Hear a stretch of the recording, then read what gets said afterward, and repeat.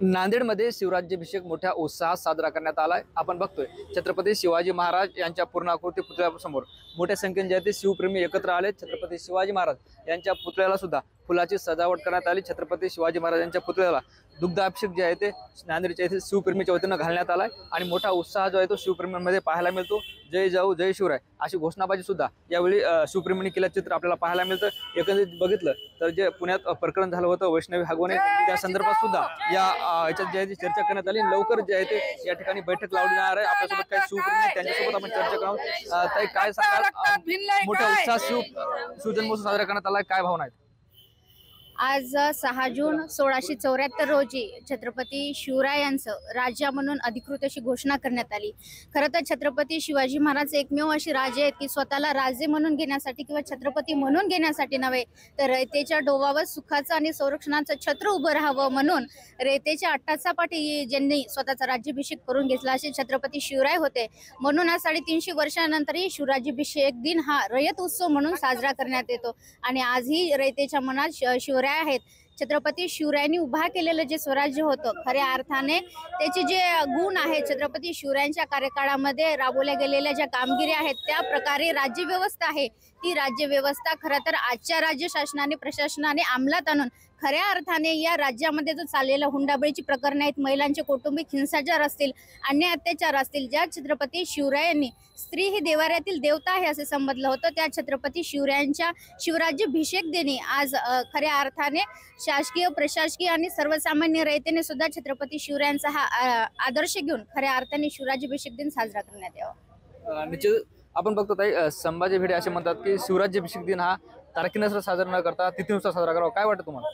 हे बघा, आज आपण ज्या जगात राहतो ते जग कशावर जात आहे? तारखेवर जात आहे आणि आज तिथी कालबाह्य झालेली आहे। ती बघायला आज माझ्याजवळ वेळ नाहीये आणि जेव्हा तुम्ही एका तिथीवर करता तेव्हा तुम्ही सगळेजण एकवटता। आज आपण जे काही महापुरुषांची जयंती किंवा महोत्सव जे साजरे करतो, आज शिवराज्याभिषेक सोहळा आहे, हा काय आदर्श देतो तुम्हाला की छत्रपती शिवाजी महाराजांनी 350 वर्षापूर्वी सुद्धा आदर्श लोकशाहीचा पायाभरणी केली होती। ते काय राज्य परंपरेनुसार आलेले राजे नव्हते, ते रयतेतून आलेले राज्य होते, रयतेचं हित करत होते म्हणून सगळ्यांनी त्यांना सर्वानुमते राजा म्हणून निवडलं होतं। आजच्या काळामध्ये जे आपण संविधान म्हणतो त्या संविधानाची बीजच मुळे त्या शिवराज्याभिषेकामध्ये आहेत। त्यामुळे आजच्या धर्तीवर जे भिडेंचं कालचं वाक्य आहे त्या वाक्याचा सर्वप्रथम मी निषेध करते की लोकांना हे, मी तर म्हणते त्यांचा एक प्रकारचा तो एक कावा पण असू शकतो की लोकांच्या लक्षात राहू नये आणि शिवराज्याभिषेक हा एका तारखेला एकत्रित हे लोक येऊ नये हे पण त्यांचा यामध्ये उद्देश असू शकतो। पण आजच्या घडीला जे जग तिथीवर तारखेवर चालतंय आणि लोकांच्या लक्षात पण तारीख, आपण कॅलेंडर सुद्धा तारखेवर येतं, लोकांच्या लक्षात तारीख राहते, लोकांच्या लक्षात तीच राहत नाही। त्यामुळे तारखेवरच शिवराज्याभिषेक झाला पाहिजे, तिथीसाठी आमचा सगळ्यांचा विरोध आहे। निश्चित संभाजी भिडे असं म्हणतात की वाघ्या जो कुत्र्याचा पुतळा आहे तो सुद्धा हलू नये, इतिहास संशोधक जे सोयीनुसार बोलतात, काय वाटतं ते हटवला पाहिजे का नाही हटवला पाहिजे? संभाजी भिडे हे महाराष्ट्रामध्ये आणि देशामध्ये आतापर्यंत सातत्याने विदारक किंवा काय म्हणतात त्याला विकृत इतिहास करण्याचं काम त्यांनी आजपर्यंत केलेलं आहे। त्यांचं हे खोटं प्रेम आहे छत्रपती शिवाजी महाराज आणि संभाजी महाराजांवरती, कारण आता पण एवढे राजे होऊन गेले पण शिवाजी महाराज असे होते की ज्यांचं राज्य हे सिंहासनावर बसण्यामुळे नाही ते त्या जनतेच्या मनावर राज्य केलं म्हणून ते छत्रपती झाले। त्यामुळे त्यांनी कितीही विकृतपणा पेरण्याचा प्रयत्न केला तरी इथली महाराष्ट्राची जनता ही पुरोगामी विचारधारेची आहे, त्याचा कुठलाही परिणाम होणार नाही। आणि आजपर्यंत त्यांनी खूप प्रयत्न करून बघितले, अयशस्वी प्रयत्न झाले, इथून पुढे पण त्यांचे सगळे प्रयत्न अयशस्वी होतील। निश्चित ज्या पद्धतीनं पुण्यात वैष्णवी हागवणे प्रकरण झालं त्यानंतर इथं सुद्धा चर्चा करली की लवकरच नांदेडमध्ये बैठक लावली जाईल, ती बैठक कधी असेल, स्वरूप कसं असेल, काय निर्णय घेणं अपेक्षित आहे बैठकीत? सर्वप्रथम मी सर्व जनतेस शिवराज्य अभिषेक दिनानिमित्त हार्दिक शुभेच्छा देतो।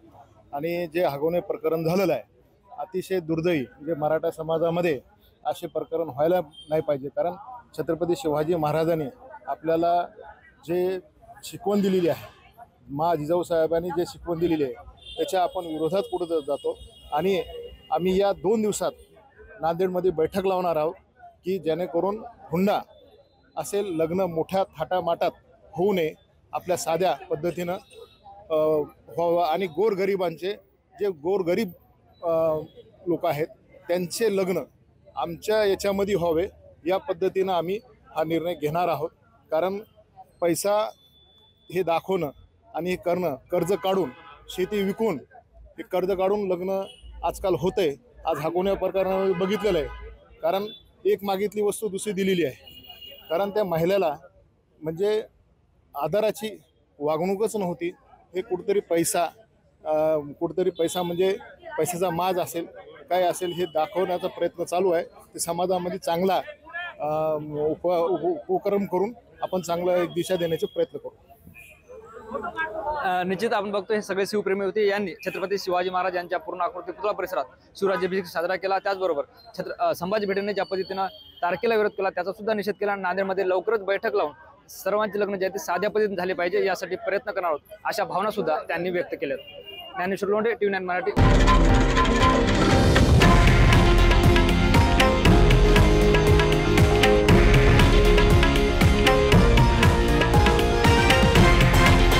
हे आहे देशातील नंबर 1 न्यूज नेटवर्क आणि आपण पाहत आहात TV9 मराठी, एकमेव.